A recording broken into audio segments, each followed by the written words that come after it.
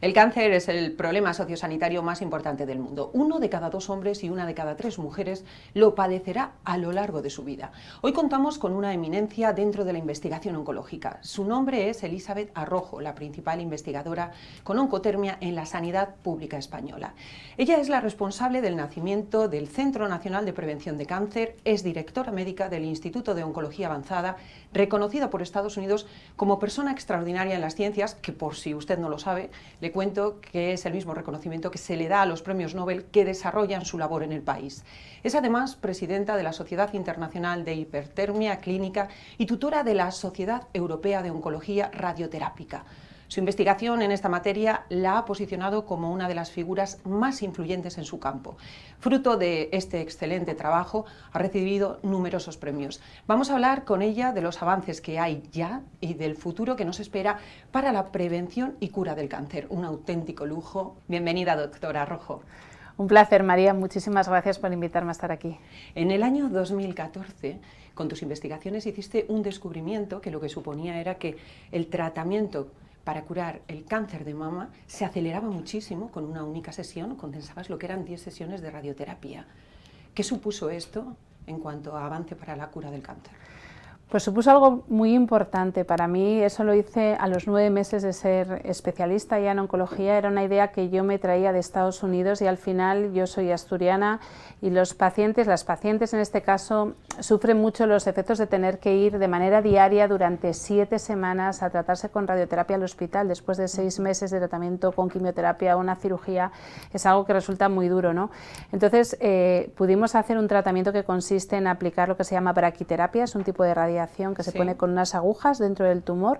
Aplicamos la radiación directamente de forma muy localizada, lo cual tiene menos efectos secundarios, pues recibe menos dosis de radiación el corazón, los pulmones, pero además hace que en un único día ambulatorio cambie todo para la paciente porque ya no tiene que volver al hospital, con lo cual no solo mejora esas expectativas de curación, sino también la calidad de vida y disminuyen los efectos secundarios. Es increíble lo que conseguiste hacer, ¿no? Y además a los 9 meses, como dices, no me extraña que de Estados Unidos vinieran a por ti y te quisiesen allí ya y te hayan dado todos esos reconocimientos que tienes, ¿no? ¿Qué supuso a nivel general también en la investigación del cáncer? Porque me imagino que fue un paso de gigante. Efectivamente, fue un paso de gigante porque esto lo que nos ayudó es a tener un tratamiento que sea al final más cómodo para el paciente, con más calidad de vida y que permita además que las personas se recuperen muchísimo antes y se puedan incorporar, porque al final, a día de hoy, el cáncer tenemos que perder un poco ese miedo dentro de que es una enfermedad muy seria, porque ha mejorado mucho los resultados de los tratamientos oncológicos, pero también porque conseguimos dar muchísima más calidad de vida a los pacientes. Incluso cuando no curamos, cronificamos la enfermedad con calidad de vida y los tratamientos oncológicos cada vez son menos agresivos para que tener un cáncer no suponga que tengas que pasar por un tratamiento que condicione tanto tu vida y tu calidad de vida. Estas investigaciones hicieron, de hecho, que tu madre padeciese cáncer, creo que la desahuciaron, ¿no? Y tú viniste para España, dejaste Estados Unidos y la persona que estaba desahuciada, tu madre, digo, consiguió curarse en un año, ¿no? Aunque luego ha estado años de tratamiento. Sí, efectivamente. Yo, después de esta técnica pionera a nivel mundial en cáncer de mama, me ofrecen irme a Estados Unidos. Me voy con la idea de irme para siempre como coordinadora de investigación en un hospital. Le diagnostican a mi madre un melanoma infiltrante, tiene metástasis, se queda sin opciones. Y ahí, pues yo me inventé las opciones, ¿no? En el sentido de que estábamos trabajando en investigación con hipertermia electromodulada, oncotermia lo conocemos en España, calentar los tumores, para abrir los vasos sanguíneos que tienen en su interior, que son habitualmente muy finos, muy frágiles, se rompen fácil, y el problema es que por ahí tiene que viajar la quimio, la inmunoterapia, y le cuesta entrar. Si calentamos el tumor, abrimos esos vasos y facilitamos que entre mucho mejor y por tanto sea mucho más eficaz. Y además calentamos de forma selectiva, usamos unas ondas de radiofrecuencia que solo calientan el tumor, al tejido sano no le hace nada, no tiene efectos secundarios. En el caso de mi madre se había quedado sin opciones porque la inmunoterapia le provocó muchísimos efectos secundarios y no se podía poner más tratamiento, y lo que hicimos fue radiarle todas las metástasis con dosis más bajas de lo normal de radiación, pero combinado con esto de la hipertermia. Calentar el tumor para abrir los vasos hace que llegue más oxígeno y el oxígeno aumenta la eficacia de la radioterapia, y efectivamente 5 años después está viva, libre de enfermedad y con una calidad de vida excepcional. De nuevo diste otro paso de gigante. O sea, sobre el paso que habías dado volviste a dar otro. Efectivamente. Que luego encima pudiste aplicar sobre ti misma. Efectivamente. Cuando mi madre se hace el primer escáner después de que aplicamos este tratamiento. Yo intenté traerlo rápido a la sanidad pública, era muy lento.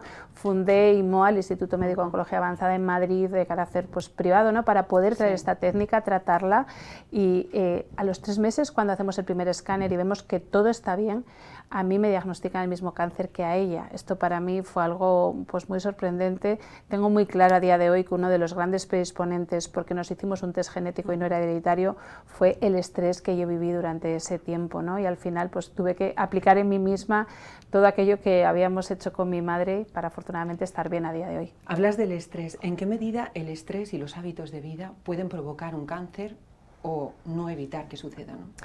Esto es algo súper importante que me encanta poder transmitirlo y que lo escuchen muchas personas, porque la gente piensa que el cáncer es hereditario en la gran mayoría de los casos, y solo es hereditario en un 10% de los casos. El 90% restante se debe a factores ambientales, no solo la contaminación, sino que el 40% de esos casos de cáncer se deben a nuestros hábitos de vida, o sea, está en nuestras manos cambiarlo.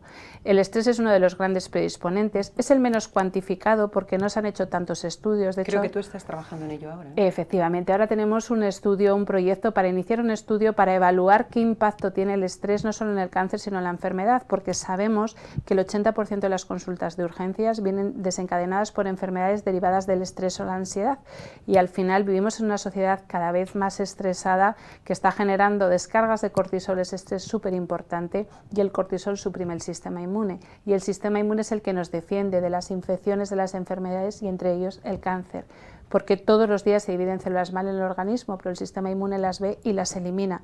Cuando estamos intoxicados de cortisol, ese cortisol está suprimiendo el sistema inmune y las células malignas aprovechan para multiplicarse. Con lo cual es súper importante conocer esto, porque la mala alimentación es responsable del 40% de los casos de cáncer. Solo repetir que está muriendo más gente por cáncer relacionado con mala alimentación que por el tabaco. Y no es porque comer mal sea peor que fumar, sino porque hay mucha más gente comiendo mal que fumando. Y esto es muy importante tenerlo presente, porque siempre pensamos que somos muy jóvenes, que no va a pasar nada, que ya nos preocuparemos, pero el momento de preocuparse es desde la infancia. Porque tenemos un país donde la tasa de obesidad infantil aumenta de forma exponencial, la diabetes, y estamos generando unos muy malos hábitos de vida en nuestros niños que darán cáncer en los adultos jóvenes. Nos estará escuchando mucha gente y dirá, pero ¿qué cosas tengo que evitar a toda costa? ¿Cuáles son los principales causantes dentro de la alimentación de un cáncer, ¿no? O sea, ¿cuándo tengo muchas papeletas y consumo qué? Súper importante, porque además tenemos que tener mucho cuidado con la información, redes sociales, internet, que hay mucha desinformación, ¿no? Tenemos que limitar el consumo, por ejemplo, de alimentos procesados, todo lo que es embutidos, los ahumados, los salazones, pues lo típico, las salchichas, el bacon, todos esos embutidos que están pues tan deliciosos, ¿no? En España, que tanto se consumen, pero al final... Jamón york, por ejemplo. Jamón york, los fiambres son carne procesada, y esto es súper importante saberlo. Porque hay mucha gente que desayuna jamón york o lo toma como merienda y piensa que está comiendo muy sano. Eso es, se lo damos a los niños como algo súper sano, y no es sano. La Organización Mundial de la Salud tiene en su propia página web que hay una evidencia tipo 1 de que el consumo de carne procesada, jamón york entre otros, aumenta el riesgo de cáncer de colon en un 20%. Claro, las personas me dicen, no, pero yo no como de manera diaria carne procesada. Y muchas veces sí, porque es muy fácil comer esa carne procesada, esa carne que viene en conserva, esos alimentos que al final no tienen un proceso como natural, ¿no? Como comíamos hace años, que era todo mucho más directo, ¿no? Al final de pues, la agricultura a lo que estamos consumiendo ahora. O sea, uno puede comer un adobo que ha hecho en casa, en cambio evitar todo este tipo de cosas, ¿no? Claro, esto hay que, y no quiere decir que nunca podamos tomarlo, pero lo que no podemos hacer es que nuestra dieta de manera diaria incluya estos alimentos. Tenemos que conservar esa dieta mediterránea, rica en frutas y verduras, rica en proteínas sanas, sobre todo pescado azul, que tiene un poder antioxidante súper importante, aceite de oliva virgen extra, que España es la cuna del aceite de oliva, nueces, frutos secos, aguacate. Voy a aprovechar para hacerte algunas preguntas que puede que se estén haciendo, ¿no? Por ejemplo, el aceite de coco, que dices, mucho cuidado con lo que se dice en redes sociales, ahora se recomienda mucho, sí. Bueno, malo. El aceite de coco realmente es algo que no aporta nada bueno a nuestro cuerpo. Al final, el aceite realmente sano es el aceite de oliva virgen gluten extra, y esto tiene unas propiedades antiinflamatorias y anticancerígenas, y esto está científicamente demostrado.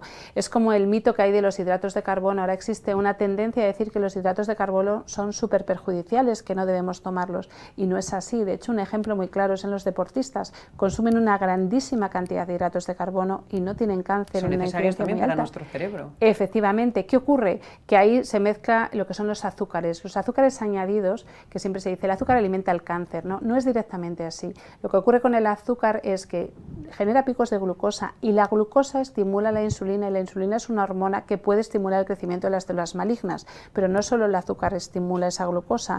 Tenemos que hacer una combinación de alimentos que compense esos hidratos de carbono de absorción rápida, que llevan azúcares, o fructosa, como la fruta, por ejemplo, con verduras, con proteínas, para que esa dieta sea equilibrada y se compensen unos alimentos con los otros y no se generen picos de glucosa. Hay algo que repito mucho y me gustaría hacer este inciso, que es el zumo de naranja, ¿no? Que toda la vida nos han dicho nuestras abuelas, tómatelo y tómatelo rápido, que es súper sano, se oxidan las vitaminas. Pues realmente el zumo de naranja tiene una cantidad de azúcar súper elevada, no es saludable. Es saludable comerse la naranja, pero ese zumo de naranja, al hacer tomando zumo, varias naranjas. Claro, y además le quitas la fibra, y la fibra compensa. Esto se basa en compensar. ¿Qué pasa? Que si me como 3 naranjas, generan muchísimo menos pico de glucosa que si me tomo 3 naranjas en zumo. ¿Por qué? Porque le quito la fibra que compensa ese pico de glucosa y que lo estabiliza en nuestro organismo. O sea, deberíamos evitar los zumos. Deberíamos evitar los zumos, efectivamente. Y estabas hablando del aceite de oliva, pero hay gente que es muy dada a freír, aunque sea con aceite de oliva. ¿Es peligroso? El freír no es algo recomendable. ¿Por qué? Porque a temperaturas altas al final se generan compuestos químicos en el aceite que son procancerígenos. Lo ideal es tomar los alimentos a la plancha, al horno. Sobre todo si freímos, tiene que ser que no alcance una temperatura súper alta, que friamos a fuego lento y no con muchísima cantidad de aceite, porque esto sí que puede ser muy perjudicial. Bueno, yo estoy haciendo todas estas preguntas porque creo que con una eminencia así, y que además insistes muchísimo siempre cuando hablas en que hay que cuidarse por dentro también, pues era importante. Volviendo de nuevo a los tratamientos y a las investigaciones que hay, el sistema de salud de Inglaterra está experimentando con un fármaco que dice que podría reducir a la mitad las probabilidades de que las mujeres desarrolláramos cáncer de mama. ¿En qué medida crees que este medicamento lo vamos a tener en la calle en breve y vamos a poder evitar esas posibilidades, ¿no?, de padecerlo? Yo creo que tardará mucho, y de hecho tendremos que ver si realmente esto puede ser así, porque además tenemos que tener en cuenta que los seres humanos somos muy diversos y es muy difícil encontrar un fármaco que sea bueno como para todos, y además tener en cuenta los efectos secundarios a largo plazo. Además, para demostrar en esos estudios preclínicos, que todavía no son en pacientes, que luego tienen aplicación en los pacientes, tardará bastante tiempo. El tumor de mama suele ser un tumor muy hormonal, al final es muy hormonodependiente, y una de las cosas es, si frenamos hormonas, pues frenamos esa capacidad de multiplicarse. Yo creo que hay estrategias muy importantes. Por ejemplo, el tumor de mama es muy frecuente que se diagnostica después de un disgusto importante. ¿Por qué? Por el estrés emocional. Las mujeres, que además somos pues tan emocionales, ¿no?, esa descarga hormonal que se genera aumenta las probabilidades de que ese tumor se multiplique. Entonces, estos tratamientos parecen muy interesantes, pero a día de hoy todavía están lejos de conseguir pues esos resultados de manera práctica, ¿no? Y lo que sí es muy importante es que las personas nos responsabilicemos, porque al final todos queremos tomarnos la pastillita mágica pues para adelgazar, para mejorar nuestra vida, pero no hay esa pastillita mágica, se basa en que nosotros tengamos unos hábitos de vida saludables. ¿Hay alguna manera de prevenir, estábamos diciendo cuidándonos, ¿no?, pero de prevenir la enfermedad también con fármacos, o de por lo menos pronosticarla muy pronto y que pueda ser más curable? Sí, hay algunos fármacos que se ha visto que pues hacen que se minimice el riesgo. Por ejemplo, la metformina, que es un medicamento que se da para los diabéticos. Los diabéticos tipo 2 son personas que lo que tienen es una resistencia a la insulina. O sea, la insulina es como que no la utilizan bien, su cuerpo no la puede utilizar bien, por eso es muy típico en la obesidad, ¿no? ¿Qué ocurre? Que esos niveles de insulina suben, y la insulina, como he dicho previamente, aumenta el riesgo de que se multipliquen las células malignas. ¿Qué hace la metformina, ese medicamento antidiabético oral? Lo que hace es ayudar a que esa insulina funcione mejor, con lo cual el cuerpo produce menos y al final generamos menos riesgo de padecer cáncer. ¿Qué ocurre? Que todo tiene también su contrapartida, ¿no? Al final un medicamento pues tiene sus efectos secundarios. ¿Qué ocurre si alguien que no es diabético toma metformina? ¿Tiene efectos secundarios en contra? Realmente no ocurre nada. Se ha visto que lo podemos dar, simplemente hacemos controles de glucosa por si pudiera bajarle la glucosa. De hecho, en algunos pacientes oncológicos yo se lo recomiendo, porque ya hay estudios que dicen que, por ejemplo, en tumores hormonales nutricionales, si toman la metformina, los antibióticos orales tienen mejor resultado, y al final es un fármaco que como mucho lo que suele dar es algo de diarrea y no mucho más, ¿no? Con lo cual es algo que es recomendable tomar, al igual que algunos complementos nutricionales. Al final, pues el omega 3, curcumina, son cosas que nos ayudan a encontrarnos bien, que nos suman y previenen que esas células malignas se multipliquen. Hablamos de los fármacos. Otro fármaco, en este caso para afecciones cardíacas, parece que está funcionando para el melanoma. Sí. ¿En qué medida, tú que eres experta además en melanoma, en qué medida? Al final, estos fármacos todavía son fases muy experimentales porque suelen ser betabloqueantes, que lo que hacen es como inhibir la multiplicación de células, pero claro, el problema de esto es los efectos secundarios a largo plazo. Probablemente todo lo que es los avances en cáncer están muy orientados a estimular nuestro propio sistema inmune. Se están probando muchas cosas que frenen esa multiplicación, pero realmente lo que se está viendo es lo que tenemos es que adiestrar nuestro sistema inmune contra esas células malignas, y ahí es donde se está dedicando la mayor parte de esfuerzos. Por ejemplo, en los melanomas la inmunoterapia supuso un cambio radical. Hasta el 2015 un paciente con metástasis tenía una expectativa vital de 6 meses y de repente en 2015 sale la inmunoterapia y pasa a tener un pronóstico vital de años, ¿no? ¿Y qué es la inmunoterapia? La inmunoterapia es un fármaco que no elimina todas las células, lo que hace es estimular nuestro sistema inmune para que elimine esas células malignas. ¿Qué ocurre? Que todavía no hemos encontrado suficientes inmunoterapias selectivas contra las células malignas que no acaben dañando nuestro propio organismo, porque si estimulamos el sistema inmune corremos el riesgo de que nuestro propio sistema inmune reaccione contra nosotros mismos. Con lo que nos estás contando está claro que la ciencia y la investigación evolucionan constantemente. ¿En qué estás tú centrada ahora mismo? Pues ahora mismo estoy muy centrada precisamente en esa estimulación del sistema inmune. Hemos visto que cuando calentamos esos tumores para abrir esos vasos sanguíneos, que los fármacos entren mejor, al calentarlos generamos otros dos fenómenos súper importantes. Uno es que le enseñamos las células malignas al sistema inmune, porque como decía, las células malignas se esconden, el sistema inmune no las ve. Cuando las calentamos se las enseñamos y el sistema inmune se da cuenta que no deberían estar ahí y nos ayuda a eliminarlas, y así hemos visto que la oncotermia puede eliminar células malignas sin ningún otro tratamiento adicional en algunos casos. Y además una cosa súper importante es que al abrir los vasos llega más oxígeno dentro del tumor, y el oxígeno es como tóxico para las células malignas, les cuesta multiplicarse dentro de ese ambiente rico en oxígeno, y además el sistema inmune necesita oxígeno para que esas células maduren, las células inmunitarias, y nos ayude a eliminar todo esto, con lo cual ahora estamos muy focalizados en ayudar a estimular ese sistema inmune calentando las células para que, tratando una zona del paciente donde haya tumor, no solo consigamos una respuesta local, sino que se lleguen incluso a reducir o eliminar las metástasis a distancia. ¿Ves posible que llegue el día en el que la edición genética pueda corregir un cáncer, curarlo en un momento?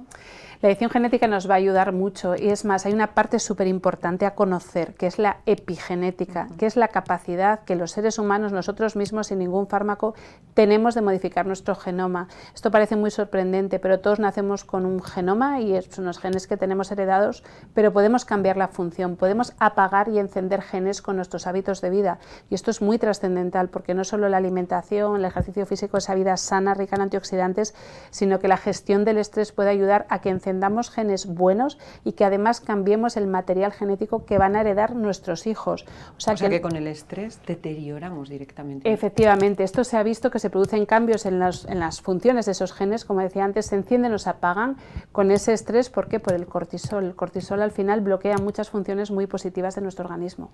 Otra cosa que se está utilizando mucho por parte de los científicos también es ya la inteligencia artificial, ¿no? Efectivamente. Para tratamientos. Esto nos está aportando muchísimo. De hecho, el proyecto que tenemos para evaluar todo esto del estrés se va a basar también en una herramienta de inteligencia artificial, porque al final los seres humanos somos muy diversos, somos muy diferentes, y tenemos que tener en cuenta esa diversidad a la hora de proponer un tratamiento o unas recomendaciones para cada persona. Pero ¿qué ocurre? Que los médicos, con tanta información, a veces nos cuesta hasta interpretarla, porque tenemos que unir demasiadas cosas. La inteligencia artificial está suponiendo y va a suponer un avance enorme a la hora de dar un tratamiento personalizado y más eficaz para los pacientes. ¿Cuándo tenemos que alarmarnos? Que sintamos algo que digamos, en mi cuerpo puede que se esté incubando un cáncer, ¿no? En realidad, sí, hay síntomas que son bastante relevantes. Un sangrado, por ejemplo, un sangrado vía vaginal, rectal, incluso un sangrado al toser, es muy importante consultar. ¿Por qué? Porque los tumores sangran con frecuencia. ¿Por un único sangrado deberíamos ir al médico? Deberíamos consultar, sí. Si es un sangrado que no es algo habitual, por ejemplo, la gente puede tener hemorroides y tener un sangrado rectal que es habitual, sangre roja, ya lo ha consultado, pero un sangrado habitualmente no es algo normal que tengamos que padecer. Por supuesto, algún dolor persistente persistente. Muchas veces nuestro cuerpo nos está dando alertas, pero el problema es que no lo escuchamos. Al final estamos atentos a nuestro día a día y no escuchamos estas cosas. Si tenemos pues un cansancio que sea muy llamativo, una pérdida de peso muy llamativo, lo que conocemos como el síndrome general, ¿no? Es, me encuentro mal, no sé lo que me pasa, será que tengo mucho trabajo, todo esto hay que consultarlo, por supuesto, cualquier nodulación, cualquier bulto. Cuando uno está más cansado de lo normal, ¿cuánto tiempo? Porque bueno, a lo mejor uno está más cansado de lo normal una semana, justo le pilla un poco bajo de defensas, yo que sé qué, ¿no? O sea, tiene que ser una cosa que sea larga más de un mes, en menos de un mes ya deberíamos alertarnos. Al final yo creo que esto es algo que también nos damos como cuenta, estar cansado una semana pues puede ser algo lógico, pero también tenemos que buscar la lógica con nuestra vida, ¿no? He tenido una época muy estresante, muy intensa, si pasa una semana pues no hace falta ir al médico, pero si de repente ya llevamos un mes con mucho cansancio y sobre todo si no estamos haciendo esos controles que deberíamos hacer anuales con nuestras analíticas, porque no es lo mismo tener una analítica reciente que estaba bien que decir no he ido al médico, no me he hecho esos controles, esos screening, ¿no? Al final el diagnóstico precoz es fundamental. Las mujeres tenemos que ir al ginecólogo para hacer nuestras revisiones, hacer el test de sangre oculta en heces, toda la población a partir de los 50 años, porque puede haber sangre microscópica en las heces que no estamos viendo y que ya es un dato de que podemos tener algún tumor de recto. Incluso ahora se hacen gastroscopias para ver en gente con problemas gástricos el Helicobacter pylori, porque es predisponente a un 25% de los casos de cáncer gástrico. El bioquímico español Miguel Reina, su equipo, han estado investigando también con los glóbulos blancos cómo potenciarlos, ¿no? Y poder acabar así con las células, que era un poco en la línea de lo que estabas comentando. Sí, efectivamente, lo que son los leucocitos, ¿no? Los glóbulos blancos al final son nuestras defensas. ¿Qué es lo que ocurre? Que se está estudiando desde distintos ámbitos cómo estimular ese sistema inmune. El problema es hacerlo de forma selectiva, porque el sistema inmune podemos estimularlo, pero ya digo que una de las cosas que puede ocurrir, y esto está pasando con los efectos secundarios de la inmunoterapia, por ejemplo, es que se destruye el tiroides o se destruyen las células del páncreas que generan la insulina. ¿Por qué? Porque reacciona contra nosotros mismos, pero sabemos que ahí está la clave, el curarnos a nosotros mismos con medicamentos que estimulen nuestro propio sistema inmune. He estado viendo también que con nanorobots se puede llegar a curar el cáncer de vejiga. Claro, o por lo menos mejorarlo muchísimo. Sí, porque ahora mismo todo lo que es hacer cosas mínimamente invasivas, no invasivas, mejora muchísimo. De hecho, la cirugía mínimamente invasiva pues, ha ganado muchísimo paso. En el caso de los tumores de vejiga, una de las cosas que se hacen con esos nanorobots o nanopartículas es precisamente lo mismo que estamos haciendo de calentar esos tumores. ¿Para qué? Para que el propio sistema inmune nos ayude a eliminarlos. Con lo cual, la oncología está evolucionando no solo a nivel de curación, sino, como decía antes, a nivel de efectos secundarios, calidad de vida, porque cada vez es todo nanoscópico, mínimamente invasivo, para que podamos curar a los pacientes, pero sin hacerles daño a nivel de efectos secundarios. Cuando estaba presentándote decía, 1 de cada 2 hombres y 1 de cada 3 mujeres padecerán a lo largo de su vida cáncer. Y uno se queda impresionado, ¿no? Y dice, tanto avance y sin embargo cada vez hay más casos. ¿Está relacionado con lo que hablábamos, con los hábitos de vida? Efectivamente, de hecho el cáncer ya es la primera causa de muerte en hombres, la segunda en mujeres, y esto es muy llamativo, ha sobrepasado las enfermedades cardiovasculares. ¿Por qué? No porque no haya avances, avanzamos y de hecho los tratamientos tienen mucho mejores resultados ahora que hace años, pero aumenta tanto la incidencia que esto está siendo un problema súper importante. Hay un plan europeo de prevención del cáncer que se basa en formar a la población para que tome conciencia de que está en nuestras manos prevenirlo modificando estos hábitos de vida. Cuando estabas diciendo que estos son los principales motivos, si pensamos en los niños pequeños, ahí entendemos que es un factor genético, ¿no? No les ha dado tiempo ni a sufrir el estrés ni a deteriorar su organismo con la epigenética o con la... Efectivamente, hay un factor genético importante, pero muchas veces no es que tengamos un gen que predisponga a ese tipo de cáncer, si tenemos un gen que predispone a tener mutaciones, ¿no? Y muchas veces ese factor genético es porque nuestros padres no han tenido cáncer, pero sí tienen un genoma alterado por ese estrés, por esos hábitos tóxicos que heredan nuestros hijos, ¿no? La parte buena en los niños es que la mayoría de los tumores en los niños se curan. Son tumores más hematológicos, que tienen mejor pronóstico, y aunque es verdad que el impacto es pues, muy grande, ¿no? Por lo que significa que un niño tenga cáncer, es verdad que la posibilidad de curación es mucho más alta. Lo que es muy importante en los niños es tomar conciencia de que al final estamos haciendo los cimientos de una casa, ¿no? Y que tenemos que cuidarles, yo escucho muchas veces, ¿no? Da igual lo que coma porque lo va a quemar. No, no da igual lo que coma. Primero porque eso va a tener una trascendencia en su educación, va a generar un hábito que hará que de adulto probablemente coma mal, no sepa cuál es una alimentación saludable, pero además es que estamos metiendo gotita a gotita al final daños tóxicos, ¿no?, para nuestro organismo, que aumenta el riesgo de tener un cáncer a edades tempranas. Claro, y además la alimentación ha cambiado tanto en los últimos años, como decía, se han disparado las cifras de obesidad, un niño que se está alimentando con helados, con procesados, efectivamente, las probabilidades de desarrollar ese cáncer, ¿no? Todas las investigaciones nos hacen ver un horizonte positivo. ¿Qué imaginas tú en un periodo de 5, 10 años?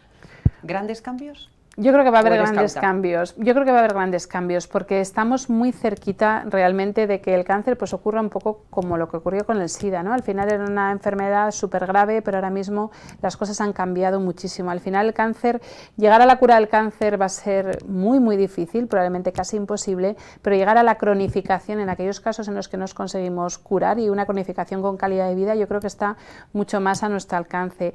Es muy importante que en esto tengamos en cuenta que tenemos que hacer un abordaje muy integral a los pacientes, ¿no? y que las personas, además, los pacientes se impliquen, porque al final muchas veces vienen al médico y nos delegan la responsabilidad de su enfermedad a nosotros, y tenemos una parte que podemos colaborar, pero está muy en manos de ellos el cuidarse también. Porque por muy bueno que sea el tratamiento, si uno con sus hábitos de vida no reconduce la situación, ¿no se va a curar? Efectivamente, eso puede tener un impacto pronóstico, y lo sabemos que lo tiene. Sabemos que los pacientes que afrontan la enfermedad, por ejemplo, muchas veces cuando uno tiene un cáncer dice, pobrecito, ¿no?, quédate descansando en el sofá, come lo que quieras. No, es el momento de hacer el máximo esfuerzo en nuestra vida. ¿Por qué? Porque tenemos una enfermedad que tenemos que sumar todos los hábitos positivos que nos ayuden a salir de eso. Entonces, es un factor que influye de manera muy importante, incluso el estado de ánimo con el que afrontan la enfermedad. Las personas que piensan que se van a curar generan al final serotonina, endorfinas, dopamina, oxitocina, que son neurotransmisores que nos ayudan a encontrarnos mejor, a estimular ese sistema inmune y que la respuesta sea mejor. Fíjate cómo es, por ejemplo, cuando estamos tristes nos duele todo. ¿Y qué pasa? Que cuando uno está pues más deprimido tiene más efectos secundarios, y eso hace que muchas veces ni siquiera complete los tratamientos oncológicos porque se encuentra mal y no está en condiciones de recibirlo, y tiene una relación súper directa incluso con el estado de ánimo. O sea, cuando a uno le diagnostican un cáncer, ponerse a hacer deporte, comer más sano que nunca. Efectivamente. Y pensar en positivo, ¿no? Efectivamente, es el momento de echar el resto, no es el momento de relajarse para nada, tenemos un reto por delante, es el momento además de buscar opciones, porque hay una cosa muy importante, que tenemos una sanidad pública maravillosa en España porque da cobertura a toda la población, pero es muy desigual, esto también hay que tenerlo muy en cuenta. Al final hay una campaña de la Asociación Española contra el Cáncer que dice, tu código postal importa más que tu código genético frente al cáncer, y es muy importante que también busquemos opciones, sumemos, porque no es porque muchas veces cuando se hace una segunda opinión, a mí los pacientes me dicen, ay doctora, no quiero que se enfade mi oncólogo, porque no estamos cuestionando que ese oncólogo lo esté haciendo mal, por ejemplo, sino que cada uno muchas veces hace lo mejor que puede con los medios que tiene. Entonces es muy importante que la gente también sepa que hay segundas opiniones a través de los hospitales públicos, se pueden pedir, tienen derecho a ello, y hay muchas opciones a veces en otros centros que tenemos que buscar, ¿no? O sea, que también está en manos del paciente implicarse, aunque sea un momento muy duro, es el momento de echar el resto. Yo me quedo sin duda con eso que has dicho, de que puede que no en mucho tiempo, no sé si te aventuras un poco a dar un margen, veamos la cronificación, ¿no? y que pueda haber un tratamiento como lo hay para el SIDA hoy.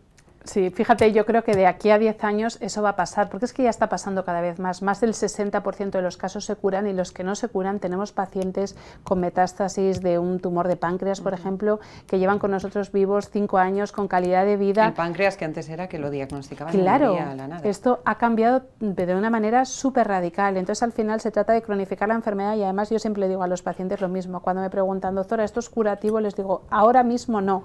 ¿Por qué? Porque ahora mismo no, pero mañana sale un fármaco que lo cambia todo, ¿no? Y también tenemos que cambiar esa angustia, ¿no?, que es normal tenerla, porque al final todos tenemos miedo ante una situación así, pero todo está evolucionando tan rápido que cada vez más vemos que el cáncer se convierte en una enfermedad crónica, y yo siempre repito que se puede ser feliz y tener cáncer, porque al final es algo que no es la prioridad en nuestra vida, sino que es algo, una circunstancia que nos acompaña. Un gusto escucharte con todo lo que nos has contado y con todos los avances que has realizado, que desde tus inicios pues has ido dando pasos de gigante, que decía al principio. Te seguiremos muy de cerca, como no puede ser de otra manera, se lo contaremos a usted, por supuesto. No sé si hay algún mensaje que quieras lanzar así ya para despedir el programa y que nos quedemos con él. Sí, me gustaría dar un mensaje primero, que si a alguien le ocurre que le diagnostican el cáncer, que por favor que no se suma en ese miedo, ese terror que paraliza, que es normal sentirlo al principio, pero pero que los avances son enormes, que como decía, la enfermedad cuando no se cura se cronifica con calidad de vida, y súper importante que nos concienciemos que está en nuestras manos la prevención. Las personas que nos escuchen hoy y se queden con este mensaje estarán salvando vidas, porque al final está en nuestras manos prevenir el cáncer. Pues muchísimas gracias, ha sido un auténtico placer y ahora sí nos quedamos con ese consejo que nos ha dado y con ese cuidarnos por dentro, que hay que hacerlo. Gracias de verdad. Nos vemos la semana que viene aquí de nuevo en El Foco con otra entrevista muy interesante. Hasta entonces.